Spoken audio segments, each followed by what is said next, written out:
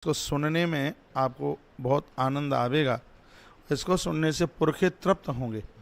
गया जी की अपने आप में कितनी बड़ी महिमा है, कितना बड़ा महात्म्य है, ये आप सुनने के लिए जा रहे हैं। भगवान वायुदेव ने इस कथा का स्वयं वर्णन किया है। वायुदेव ने नारद जी को ये कथा सुनाई है, सूत जी महाराज ने सौनक ऋषियों को ये कथा सुनाई है, और वही बात मैं आप सबके बीच में निवेदित कर रहा हूँ। अतः ऊर्ध्वं प्रवक्ष्यामि गया महात्म्यमुत्तमम् यह श्रुत्वा सर्व पापेभ्यो मुच्यते नात्र संशय। भगवान वायुदेव कहते हैं कि जो गया का महात्म्य सुन लेते हैं, गया महात्म्य सुनने मात्र से संपूर्ण पाप जल करके राख हो जाते हैं। और आप विचार कीजिए, जो गया जी पहुँच गए हैं, गया जी में दर्शन किया है, फल्गु में स्नान तर्पण पिंडदान किया है, ये तो बहुत बड़ी बात हो गई। सिर्फ गया जी में पहुंचने मात्र से इतना बड़ा कल्याण, सिर्फ गया जी का महात्म्य सुनने मात्र से इतना बड़ा कल्याण है, तो आप विचार करें वहाँ पिंडदान, ब्राह्मण भोजन, इन सब की कितनी बड़ी अपने आप में महिमा है, कितना बड़ा महात्म्य है इसमें। आइए मैं चर्चा कर रहा हूँ। भगवान वायुदेव कहते हैं अतः ऊर्ध्व प्रवक्ष्यामि गया महात्म्यमुत्तमम् यः श्रुत्वा सर्व पापेभ्यो मुच्यते नात्र संशया। इसमें कोई संशय वाली बात नहीं है। यहाँ का महात्म्य, यहाँ का दर्शन और यहाँ का पहुँचना ताप प्रताप और संताप सबको खत्म कर देता है। तो नारद जी ने कुछ अद्भुत प्रश्न किए हैं। उन्होंने कहा सनत कुमार मे ब्रूहि तीर्थम तीर्थोत्तमोत्तमम् तारकम सर्वभूतानां प्रदाम शृण्यताम तथा।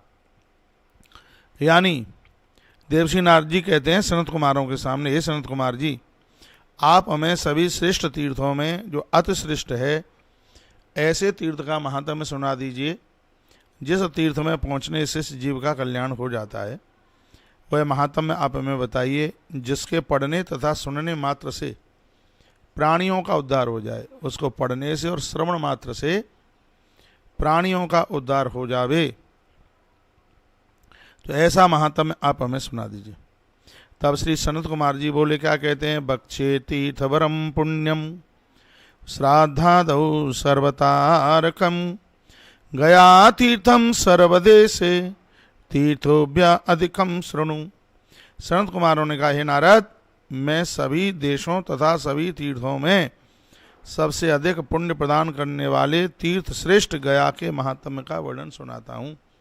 सनत कुमार कहते हैं कि मैंने सभी तीर्थों का दर्शन किया है, लेकिन पुरखों के उद्धार के लिए और अपने आत्म कल्याण के लिए मुझे गया से बढ़कर के कोई तीर्थ नहीं दिखाई देता, इसलिए मैं तुम्हें गया जी का महात्म्य सुनाता हूँ। वो कहते हैं कि जो श्रद्धादि पैतृक कर्मों से सभी प्राणियों का उद्धार करने वाला है, ऐसा तीर्थ श्री गया धाम है, गया जी है। गया जी की प्राकट्यता किस प्रकार से हुई, इसका नाम गया तीर्थ क्यों कैसे पड़ा, ये सनत कुमार बताते हैं। कहते हैं कृत यज्ञौ ददौ ब्रह्मा ब्राह्मणेभ्यो ग्राधिकम श्वेत कल्पेत वाराय गयो यागम कार्यम। बताया जाता है कि सतयुग की बात है सतयुग की, और सतयुग में एक बार यज्ञ करने के लिए ब्रह्मा जी ने तैयारी करी और वह जगह यज्ञ के लिए खोजने लगे। तो वह यज्ञ करने के लिए आए इस जगह पर, यजन करने की बिल्कुल तैयारी करी है। और इसी तीर्थ में एक गयासुर नाम का जो राक्षस था, जो निशाचर था, उसने बहुत बड़ा तप किया था। उसका नाम था गयासुर, और जिसने बहुत बड़ी तपस्या करी, जिसने बहुत बड़ा वहाँ पर तप किया। और जब उसको तप करने के बाद जब उसको इतनी ताकत, इतनी सब शक्ति मिल गई, तो वो तो कभी किसी को कुछ बिल्कुल समझने के लिए बिल्कुल तैयार ही नहीं था। अब क्या किया जाए, श्री विधाता ब्रह्मा जी यहाँ पर यजन यज्ञ करने के लिए इस जगह पर आए हैं। अब यज्ञ होवे कैसे, भगवान प्रभु श्री नारायण इस गयासुर के पास में आए और गयासुर से कहा तेरी तपस्या, तेरी साधना से हम बहुत ज़्यादा प्रसन्न चित्त हैं, तो हमसे कोई वरदान मांग ले। तो गयासुर कहने लगा कि आप यदि हमारे ऊपर प्रसन्न हैं, हमें मांगने के लिए दे रहे हैं, तो मुझे किसी की भी ज़रूरत नहीं है, तुम ही हमसे कुछ मांग लो। भगवान ने कहा अच्छा, हाँ बिल्कुल। तो ये भगवान ने इससे मांगा कि तू धरती पर लेट जा और तेरी पीठ पर हम यज्ञ करेंगे। गयासुर नीचे लेट गया। उसके तत्पश्चात 100 वर्ष तक इसके पृष्ठभाग के ऊपर यज्ञ किया गया है। जब हिलने लग रहा था तो इसके सिर के ऊपर शिला रखी गई थी। वो शिला क्या है, जिसको आज प्रेत शिला के नाम से वहाँ जानते हैं, उसकी भी कथा, उसकी भी प्राकटता की कथा आप सुनेंगे। यज्ञ संपन्न हुआ और भगवान नारायण उसके ऊपर अति प्रसन्न हुए और उसको भगवान वरदान देना चाहते हैं। तब इसकी आंख में आंसू आ गए और इसने कहा कि भगवान, यदि आप हमारे ऊपर प्रसन्न हैं तो वरदान में यह दे दो कि इस जगह पर एक रात्रि के लिए भी कोई चल के आ जाता है तो उसके पुरखों को तृप्ति मिल जाए और यह तीर्थ आज से मेरे नाम से जाना जाए। तब से आज तक उस तीर्थ को गया धाम के नाम से जाना जाता है। और भगवान ने वरदान दिया है, कोई धोखे से भी श्री गया जी जाता है तो उसके पुरखों की तृप्ति हो जाती है। तो ऐसी अद्भुत ये कथा है, वो मैं आपके बीच में रख रहा हूँ, आप सुन लीजिए। ग्रंथ मेरे पास में है, मेरे सामने है। तो यहाँ वर्णन किया कि गया तीर्थ में जाकर जो पुत्र अन्नदान करता है, भंडारा करता है, तो उसको उसका बहुत बड़ा पुण्य, इससे उसका बहुत बड़ा फल मिलता है। इतना ही नहीं, नरक में भयभीत पितृगण भी इस पवित्र क्षेत्र की अभिलाषा करते हैं। यदि किसी के वंश से यदि कोई गया जी में पहुंच जाता है तो बताते हैं कि उसके पुरखे तृप्त हो जाते हैं। बताया गया है कि गदाधर भगवान फल्गु नदी तीर्थ के रूप में आज वहाँ पर निवास कर रहे हैं। तो ये ऐसा अद्वितीय स्थान है जो हर प्रकार से कल्याण करता है। इसका नाम गया तीर्थ, प्रसिद्ध नाम इसका हो गया है। और नरक में पड़े हुए पुरखे लोग हैं, वो स्वर्ग में पहुंच जाते हैं, उनका कल्याण हो जाता है।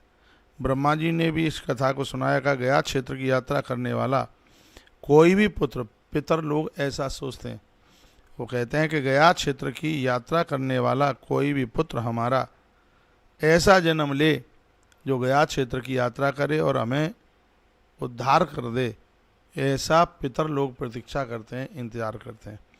इस पवित्र तीर्थ की गया यात्रा करते हुए पुत्र को देखकर पितरों के यहाँ पर उत्सव मनना आरंभ हो जाता है। वहाँ पर उत्सव मनाए जाते हैं। वो इतने खुश हो जाते हैं, जब गया प्राप्तम सुतम दृष्ट्वा पितृणान उत्सव भवेत शब्द लिखा है। पितृलोक में उत्सव शुरू हो जाते हैं जब उनके परिवार का कोई भी व्यक्ति, कोई भी पुत्र गया की यात्रा करता है तो खुशी के मारे नाचने लगते हैं। वे कहते हैं कि इस पवित्र तीर्थ में पुत्र अपने पैरों से वहाँ के जल का भी स्पर्श कर लेता है तो इससे भी पूर्वजों का कल्याण होता है। ऐसा करके वह हमें वो इच्छा करते हैं कि जब वह फल्गु का दर्शन करता है तो उससे हमारी तृप्ति हो जाती है। गया तीर्थ में जाकर जो पुत्र अपने पुरखों के लिए अन्न दान करता है, पितृगण उस सुपुत्र से ही अपने को पुत्रवान मानते हैं। लिखा है, गयाम गत्वा अन्नदाता या पितरस्तेन पुत्रणा। जो गया जी में अन्नदान, ब्राह्मण भोजन ये सब कराते हैं, वर्णन किया गया है कि वह बच्चे अपने माता पिता के ऋण से उर्ण हो जाते हैं। एक बार फिर बोलूँ मैं, गयाम गत्वा अन्नदाता या पितरस्तेन पुत्रणः। जो अपने पुरखों के लिए गया जी में पहुँच करके ब्राह्मणों को भोजन कराते हैं, ऐसे लोग अपने माता पिता के ऋण से उर्ण हो जाते हैं। वह अपने माता पिता को तृप्त कर देते हैं, वह अपने माता पिता को संतुष्ट कर देते हैं। तो गया में अन्नदान की, गया में ब्राह्मण भोजन की बहुत बड़ी महिमा है। नारद जी ने पूछा कि गया में कितने दिन रहना चाहिए, कितने दिन रहना चाहिए गया में? तो जवाब दिया, पक्षत्रया निवासी च पुण्यात्मा सप्तमम कुलम। देखो कल भी मैंने निवेदन किया था, 3 पक्ष की महिमा है श्री गया जी में। अब 3 पक्ष 17 दिन में पूरे हो जाते हैं।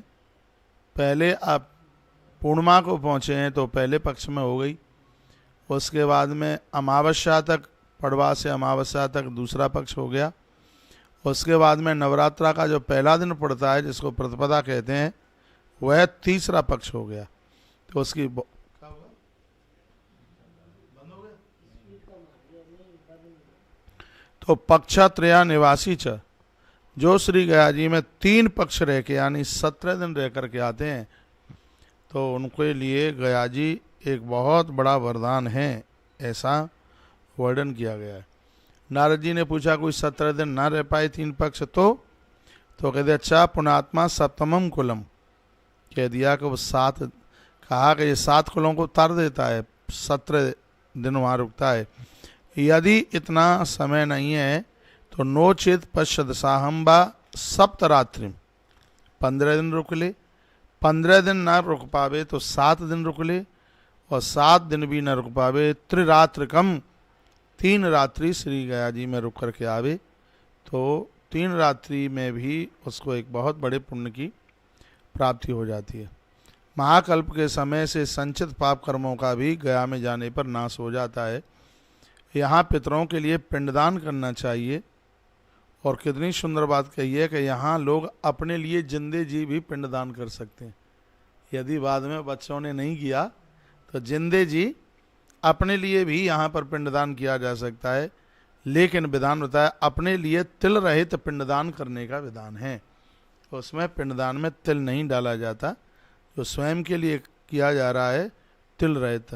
पिंडम दद्याच पित्रा देहारात्मनोपि तिलैर बिना, स्वयं के लिए पिंडदान किया जाता है तो तिलैर बिना, बिना तिल के पिंडदान स्वयं के लिए किया जाता है। तो इसमें अपने लिए भी पिंडदान करने का विधान बताया गया है। ऐसे लोग भी गया श्राद्ध से मुक्त हो जाते हैं। कौन कौन से? जिन्होंने ब्राह्मण को मारा, ब्रह्म हत्या करी, मदरापान किया, चोरी करी, गुरपत्नी गमन किया, दूसरे की स्त्री का हरण किया, अपनी पत्नी को छोड़कर गैर स्त्रियों के साथ संबंध जोड़े। इसमें लिखा कि सब महापाप हैं। इस प्रकार के पापी भी गया श्राद्ध कर्म से मुक्त हो जाते हैं, उनके भी पाप नष्ट हो जाते हैं। 12 और 13 नंबर के श्लोक में इस बात का वर्णन किया गया है।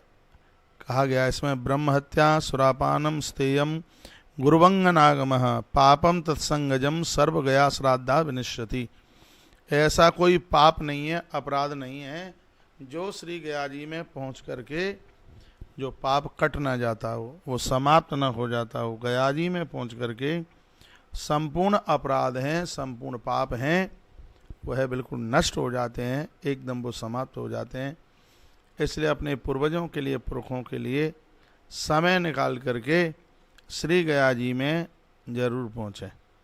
गया की इतनी बड़ी महिमा है। हम तो 2011 में पहली बार गए थे, लेकिन वहाँ का प्रभाव, वहाँ की महिमा और वहाँ के श्राद्ध कर्म का प्रताप देखा कि हर साल वहाँ पहुँचना हो जाता है। अब के बार भी पहुँच रहे हैं 29 सितंबर से लेकर के 14 नवंबर तक। गया जी की इतनी बड़ी महिमा है, यदि ठीक से आपने इस गया की महिमा को सुन लिया तो गया जाने बिना आप भी अपने आप को रोक नहीं पाएंगे। आप भी श्री गया जी के लिए चल पड़ेंगे। माता पिता के ऋण से मुक्त होने के लिए इस मृत्यु लोक का एक सबसे बड़ा तीर्थ है, बड़ा तीर्थ नहीं सबसे बड़ा तीर्थ है, उसका नाम है श्री गया जी धाम, उसका नाम है गया तीर्थ। वर्णन किया गया। नारद जी ने पूछा कि यहाँ पिंडदान तर्पण अपना ही बेटा कर सकता है, जिसको बेटा ना हो या बेटा न जावे तो? कह दिया आत्मजोप्यन्यजोवापि गया भूमौ यदा तदा। वर्णन किया गया गया जी की भूमि में अपना बेटा हो तो वो जाके तर्पण करे, और यदि अपना नहीं है तो कोई पुरोहित, कोई गुरुजन, कोई ब्राह्मण देवता, अपना मित्र, स्पष्ट सब वर्णन किया गया है। बेटी का बेटा स्पष्ट इसमें वर्णन किया गया है। कहा गया है कि नाम गोत्र लेकर के, गोत्र बोल करके उनके द्वारा भी किया गया पिंडदान तर्पण पूर्वजों को, पुरखों को प्राप्त हो जाता है। क्योंकि इस माटी को ऐसा वरदान मिला है, आत्मजो प्यन्नजो वापि गया भूमौ यदा तदा यन्नाम्नः पातयोत्पिंडम तन्न ये ब्रह्म शाश्वतम। ऐसा वर्णन किया गया। इसमें कहा गया है इतनी बड़ी महिमा है कि अन्य का पुत्र भी इस पवित्र गया क्षेत्र में जिसके नाम से पिंडदान करता है उन सबको वह पिंडदान शाश्वत ब्रह्म पद प्राप्त करा देता है। यहाँ नाम तथा गोत्र का उच्चारण करते हुए पिंडदान का विधान है, नाम और गोत्र। इसलिए तो मैं कहता हूँ कि हमारे यहाँ जितने भी लोग आप रजिस्ट्रेशन कराते हैं, कहीं का भी कार्यक्रम है, उसमें आप अवश्यमेव गोत्र जरूर लिखाइए। नाम गोत्र की बहुत बड़ी महिमा है। यहाँ भी वर्णन किया गया है कि इसमें विधान नाम गोत्र का है। यदि आपने नाम तथा गोत्र का उच्चारण किया है तो वह पिंडदान उनको लग जाएगा, ऐसा लिखा है। वह चाहे जिस किसी के लिए दिया गया हो वह जीव परम पद को प्राप्त करेगा, इसमें कोई संशय वाली बात नहीं है। नाम गोत्रे समुच्चार्यम पिंडपात न मिद्यते येन के नाम कस्मे चित सयाति परमाम गतिम। कोई भी क्यों नहीं हो, उसने जिसका नाम लेके वहाँ पिंडदान तर्पण कर दिया है तो वर्णन है कि जीव मुक्त हो जाएगा। ब्राह्मणों के हाथ से पूजा बहुत लगती है, ये तो आप सबको पता है। सोने का बिस्किट या चांदी की सिल्ली सबके हाथ में दे दी जाए तो आभूषण सब नहीं बना पाएंगे उसमें से। हाँ, तो सोना आप दे दें या चांदी दे दें और आप कहें कि इसमें से करदनी बना दो, अंगूठी बना दो, इसमें से चैन बना दो, ये सब का काम नहीं है। सुनार ही इस काम को कर पाएगा। जो कृति उसके हाथ में है, जो विद्या गुणवत्ता उसके हाथ में है, उसके तो रक्त में है, खून में, ये आभूषण वही बना पावेगा। उसी प्रकार से मंत्र की यह गति भी ब्राह्मण के मुख से जब स्फुरित होती है तो इसके द्वारा पुरखे और पूर्वजों का कल्याण होता है। जो विधान उनके पास में, इनको पता है कि जब आप स्वस्ति बनाते हैं तो ऊपर के डंडे चारों किधर किए जाते हैं, ये सबको पता नहीं होता। ये इनको, इन सबको ये पढ़ाई गई है। इनको पता है सप्तघृत मातृका में सिक्का कैसे चिपकाए जाते हैं, कैसे चिपकाए जाते हैं, ये इन्होंने पढ़ाई करी है। ये इनको मालूम है, इनके कल्चर में इनको पता है कि श्राद्ध तर्पण का पानी है, नासका के कौन से अंगूठे से कहाँ से कैसे निकले, ये सब उन्हें पता है। और हम लोग बड़े बड़भागी हैं, भाग्यशाली हैं कि भगवान गदाधर नाथ प्रभु की कृपा से हर वर्ष श्री गया जी में यह कार्यक्रम करने का सौभाग्य प्राप्त हो जाता है। अब की बार सोचा था कि 108 ब्राह्मण बिठाने हैं और मुझे लगता है कि वो लगभग 200 के लगभग न चले जाएं। हाँ, पोथियाँ आपकी बढ़ रही हैं। मुझ जैसे व्यक्ति पर यदि आप विश्वास रखते हैं तो इसमें आप चूकना मत। कल भी हमने बहुत टिकटें बनवाई हैं, आप पहुँचें या ना पहुँचें, ईमानदारी से 100% आपका यह अनुष्ठान वहाँ पर पूरा होगा। और इस समय आप ये गया जी का महात्म्य आप सुन रहे हैं। आचार्य जी, इसमें लिखा है नाम गोत्रे समुच्चार्यम पिंड पातन मिद्यते। मैं ये पहली बार पढ़ रहा हूँ। इसमें लिख रहा है कोई भी व्यक्ति मित्र हो, मित्र का भी लिखा है, मित्र हो, आपका अपना कोई हो, करीबी हो, नज़दीक हो, गया जी की धरती पर नाम लेकर के गोत्र का उच्चारण करके यदि वहाँ तर्पण पिंडदान कर दिया तो तत्काल उस जीव को प्राप्त हो जाएगा। गया जी की भूमि को ऐसा वरदान मिला है। ये गया में ही है, दूसरी जगह नहीं। ये दूसरी जगह नहीं है। आप ये कहें कि और दूसरी जगह मित्र के माध्यम से या उनके माध्यम से, हाँ इसमें लिखा है पुरोहित है, ब्राह्मण है, इसका हर जगह चलेगा। ये कहीं भी ये करता है तो, लेकिन इसमें मित्र इत्यादि ये गया जी में इनके द्वारा भी हो जाता है। किसी को बेटा भी नहीं है, किसी को पति भी नहीं है, तो नारी गया जी में जाकर वहाँ के पुरोहित के द्वारा अपने पूर्वजों के लिए पिंडदान कराने की अधिकारिणी है। नारी स्त्री गया जी में पहुंचकर ब्राह्मण के द्वारा तर्पण करने का उसे पूरा का पूरा अधिकार है। ऐसा वायु पुराण में स्वयं भगवान वायु देवता बोल रहे हैं। स्त्री अकेली वहाँ जा सकती है और वहाँ आचार्य ब्राह्मण के माध्यम से वह अपने पूर्वजों के लिए ये पिंडदान, ये तर्पण पूरा का पूरा कराने का उसके लिए अधिकार है। ब्रह्मत्या, मदरापान, चोरी, गुरपत्नी गमन, दूसरे की स्त्री को पत्नी बनाना, ऐसे खोटे कर्म जिस व्यक्ति ने किए हैं वह भी श्री गया जी में पिंडदान करने से उसकी भी मुक्ति हो जाती है। इतनी बड़ी महिमा है। पुरुषों को चाहिए कि गया जी में श्राद्ध और ज्ञान, गया जी में श्राद्ध, देखो कितनी सुंदर बात कही है, गया जी में श्राद्ध और भगवान की कथा ब्रह्म ज्ञान, और गौशाला में मृत्यु और कुरुक्षेत्र में निवास, ये तीनों के तीनों मुक्ति के कारण है। कुरुक्षेत्र में तो निवास किसी को मिल जाए, और गया में कथा सुनने को मिल जाए, गया में श्राद्ध कर्म करने को मिल जाए, और गौशाला में किसी की मृत्यु हो जाए, डायरेक्ट सीधे ब्रह्म पद को प्राप्त होगा। ये भगवान वायु देवता कहते हैं। व्यक्ति के बहुत ज़्यादा पुण्य होंगे तो भी उसकी गौशाला में मृत्यु होगी, नहीं तो संभव नहीं है। नहीं तो लोग जिंदगी भर गौशाला में रहते हैं, तीर्थों में रहते हैं, और मरने के समय पर प्राण अस्पताल में निकलते हैं। मैं ये श्लोक बोले दे रहा हूँ इसमें, जिसमें वर्णन किया गया है, कहा गया है कि ब्रह्म ज्ञानम गया श्राद्धम, गया जी में श्राद्ध, ब्रह्म ज्ञान भगवान की कथा, गौ ग्रहे मरणम तथा, गौ ग्रहे मरणम तथा, गौ ग्रहे यानी गौशाला, गौशाला में मृत्यु, और पुंसाम कुरुक्षेत्रे, कुरुक्षेत्रे वासम, वर्णन किया है मुक्ति रेशम चतुर्विधा, ये चारों चीजें व्यक्ति को मुक्त कर देती हैं, ईश्वर के धाम पहुंचा देती हैं। वर्णन किया गया है, एक है ब्रह्म ज्ञान, तीर्थ में कथा सुनना, गया जी में श्राद्ध करना, चार हैं इसमें, चार बताए, लिखा है गया में श्राद्ध, तीर्थ की कथा, गौशाला में मृत्यु और कुरुक्षेत्र में निवास, ये चार हैं। ये चारों के चारों कर्म मुक्तिदायक हैं। यदि पुत्र गया तीर्थ की यात्रा करता है तो फिर हो कमाल कर दिया, लिख दिया है कि यदि किसी ने गया जी की यात्रा करी है, सुन लो, तो उसको अपनी जिंदगी में मरने के समय पर उसे उतना ही पुण्य मिलता है जितना गौशाला में मृत्यु और कुरुक्षेत्र में निवास और तीर्थ में कथा सुनने से जितने फल की प्राप्ति होती है, गया जी में प्रस्थान करने से, उस गया श्राद्ध करने से उस व्यक्ति को उन तीनों का फल प्राप्त हो जाता है। गया श्राद्ध का तो मिलता ही है, लेकिन गया जी में श्राद्ध करने का उसको फल है, वो गौशाला में मृत्यु, तीर्थ में कथा और कुरुक्षेत्र में वास करने से जितने फल की जो प्राप्ति होती है, श्री गया जी में पिंडदान तर्पण करने से उतने फल की प्राप्ति होती है। तो मैं आप सभी भक्तों को कहना चाहूँगा, ईश्वर आपके ऊपर कृपा करे और इससे आप न चूक पाएँ। आप गया जी में तर्पण, गया जी में पिंडदान, गया जी में ब्राह्मण भोजन, गया जी में श्रीमद् भागवत जी की पोथी, गीता पाठ, और ये सौभाग्य ईश्वर आपको प्राप्त करा दे तो ये एक बहुत बड़ी बात हो जाएगी, आनंद हो जाएगा।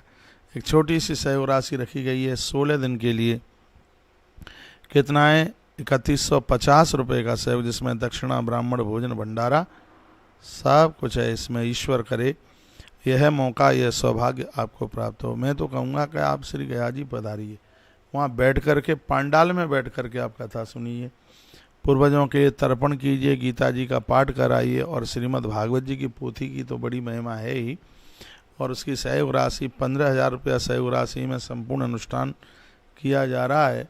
तो यह सूचना पोथी की आपको पूर्व में दे दी गई है, और ये मैं आपको गया का महात्म्य श्रवण करा रहा हूँ।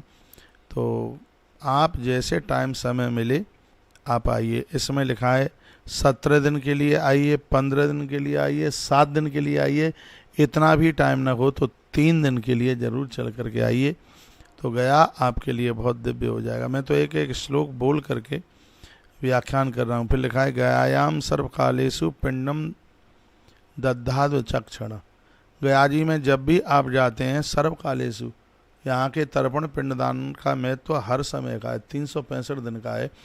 लेकिन फिर क्या दिया है कि विशेष और कब है, लिखा है अधिमासे, जिस वर्ष में अधिक मास पड़ जाता है उस साल में यदि गया जी किया जाए तो उस गया का महत्व तो बहुत ज़्यादा है। ये देख लो, ये लिखा है क्या लिखा है कि जिस वर्ष में तुम्हारी जन्मदिन की तिथि पड़ जाए, जिस वर्ष में तो हर साल ही पड़ जाता है, लेकिन कभी इस पक्ष में 17 दिन में यदि तुम्हारी जन्म की तिथि पड़ जाए, स्पष्ट लिखा है इसमें जन्म की तिथि पड़ जाए, और सूर्य, गुरु और शुक्र के पड़ जाए इन दिनों में, और उस वर्ष में पड़ जाए अधिक मास, तो यहाँ कहा गया है कि इस गया श्राद्ध की महिमा अपने आप में बहुत ज़्यादा है।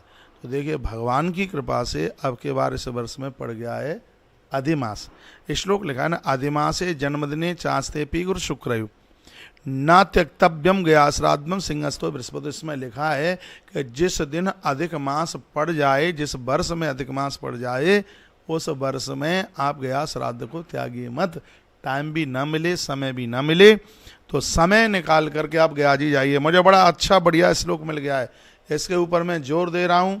यदि आप अगले वर्ष गया जाने की आप अपनी व्यवस्था कर रहे हैं और इस वर्ष आपको गया जाने में कोई किसी भी प्रकार की कोई दिक्कत नहीं है, तो इसी वर्ष ही आने का प्रोग्राम बना लीजिए, क्योंकि इसमें लिखा है कि यूँ तो 365 दिन गया में तर्पण और पिंडदान होता है, लेकिन उस वर्ष का बहुत ज़्यादा महत्व है जिस वर्ष में अधिक मास पड़ जाता है। तो भगवान की कृपा से 2023 में अधिक मास पड़ा है, इसलिए गया श्राद्ध की इस वर्ष महिमा और ज़्यादा है अपने आप में, क्योंकि इसमें अधिक मास पड़ गया है। इसलिए ये भी नई बात हमें आज पहली बार पता लगी है, ये पूर्व में नहीं मालूम थी। 2011 से हम जा रहे हैं, पहले से पता होता तो ज़रूर इस बात की चर्चा करते। मैं तो कहूँगा रेल में टिकट ना मिले, बिना टिकट के लटक करके कैसे भी आप श्री गया जी पहुँचिए। 1 रात को पहुँचिए, 3 रात्रि को पहुँचिए, 7 रात को पहुँचिए, 15 दिन के लिए पहुँचिए, 17 दिन के लिए पहुँचिए, जितनी आपको व्यवस्था बने उतना पहुँचिए। आप श्री गया जी आइए। गया जी का महत्व तो बहुत बहुत बहुत बहुत ज़्यादा। फिर बोल रहा हूँ इस श्लोक को, अधिक मासे जन्मदिने चास्ते ही गुरु शुक्र न तवक्तव्यम। यहाँ पर भगवान वायुदेव कहते हैं कि मैं उसकी महिमा ही पूरी नहीं कर पा रहा हूँ कि जिस वर्ष में अधिक मास पड़े और उस वर्ष में तुम गया में जाके तर्पण करते हो, श्राद्ध पिंडदान करते हो, तो उसकी महिमा अपने आप में कितनी ज़्यादा है। इस वर्ष जो गया जी में पहुँच रहे हैं, निश्चित रूप से इसकी बहुत महिमा है।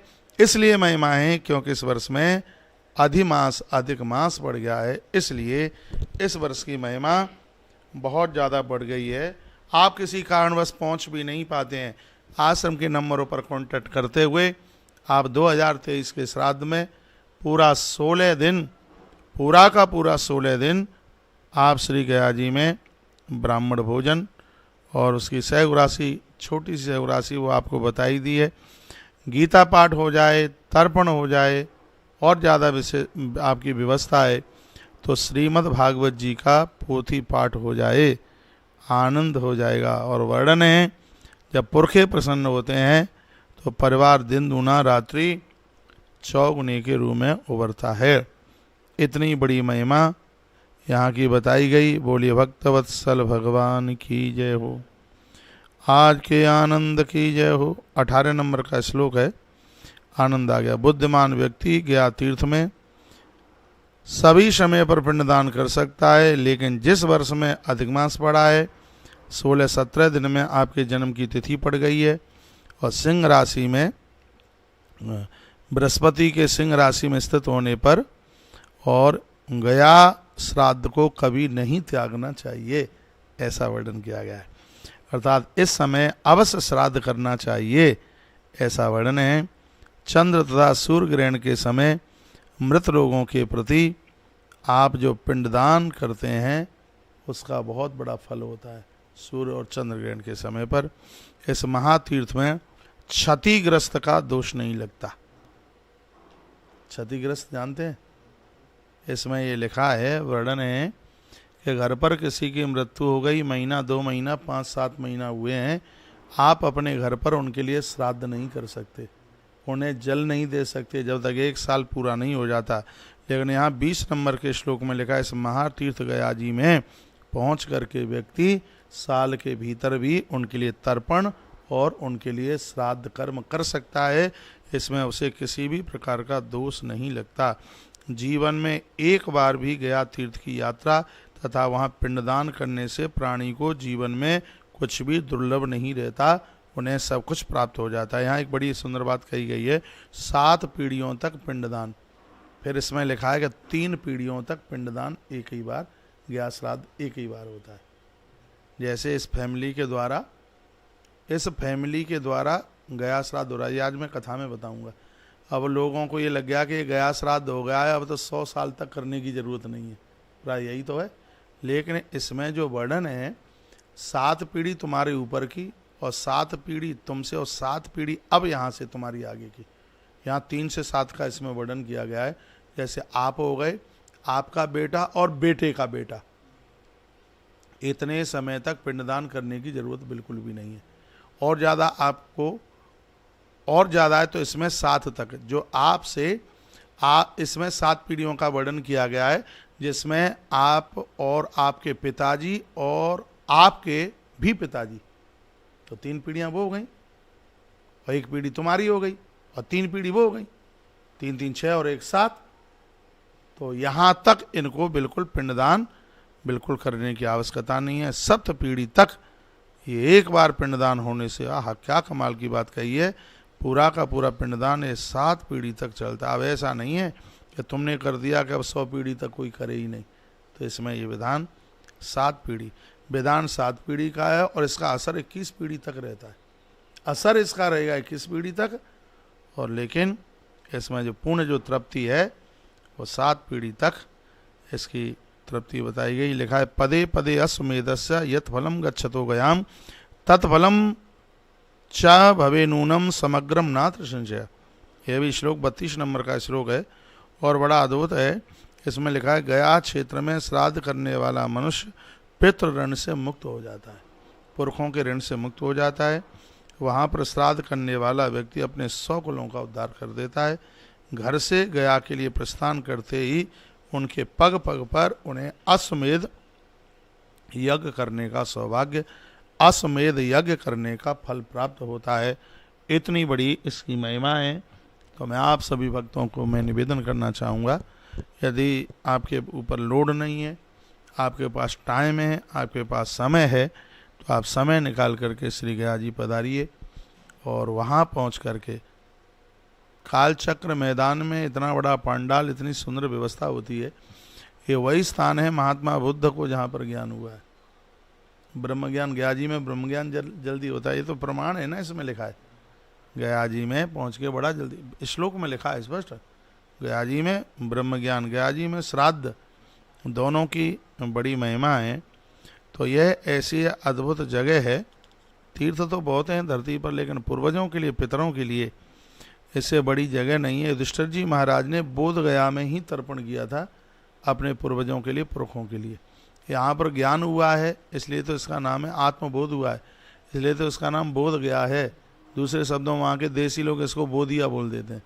यदि यहाँ पहुँच कर जिसे ज्ञान होता है वो ऐसा अद्भुत ये स्थान है बोध गया। और सबसे बड़ा मैदान है गया जी का, वो है कालचक्र मैदान। स्टेशन से 50-100 रुपया लेता है ऑटो वाला और वहाँ पहुँचा देता है कालचक्र मैदान। भोजन की व्यवस्था वहीं नज़दीक है, आवास भी बिल्कुल वहीं है, कथा वहीं है। आप एक बार देखिए वहाँ का तर्पण देखिए, क्या आनंद। और बिल्कुल माइक पर पूरा पाठ इसमें होता है। और आनंद की बात है जितनी पोथी उतने ही ब्राह्मण, ऐसा नहीं है कि एक पोथी में 10-10 बैठाल दिए जाएं।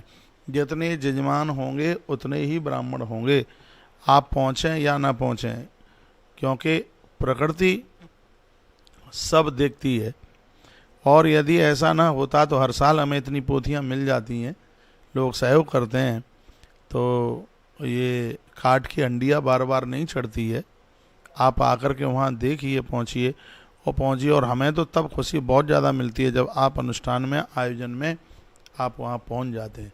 किसी कारणवश आप नहीं पहुँच पा रहे हैं, पोथी नहीं बिठ पा रही है, तो तर्पण गीता पाठ की भारी महिमा है। वैसे तो पोथी हो सके तो बिठाइए, ना हो पाए तो ये। और श्राद्ध 16 दिन श्राद्ध, और ऐसे ब्राह्मण जो तीनों कालों में संध्या करने वाले हैं, ब्रह्मचारी हैं, वेद पढ़ने वाले हैं, ऐसे ब्राह्मणों को तुम्हें भोजन कराने का तुम्हें सौभाग्य प्राप्त होगा। रोजाना 1 बजे तक तो भोजन चलेगा वहाँ पर। और अब के बार इस कथा को हम 2 बजे से लेकर 6 बजे तक कर रहे हैं, ठीक है। 2 से 6 तक कथा रहेगी और फिर 6 बजे से लेकर के 9 बजे तक उसमें भागवत जी का पाठ होगा, गीता जी का पाठ होगा, और ठीक 9 बजे पितरों की आरती होगी। तो सुबह से लेके सुबह 7 बजे से लेकर के रात्रि 9 बजे तक 14 घंटे का यह अनुष्ठान है। आज के समय में कौन दे रहा है 14 घंटा? 14 घंटे का अनुष्ठान है। 14 घंटा पर डे आपके पुरखे वहाँ पर रहेंगे आप श्राद्ध भी करा रहे हैं तो 16 दिन आपके पूर्वज वहीं होंगे गया जी में। 3150 रुपया उसकी सहयोग राशि है। और मैं आपको कहूँगा कि इसे आप बिल्कुल चूक न जाना।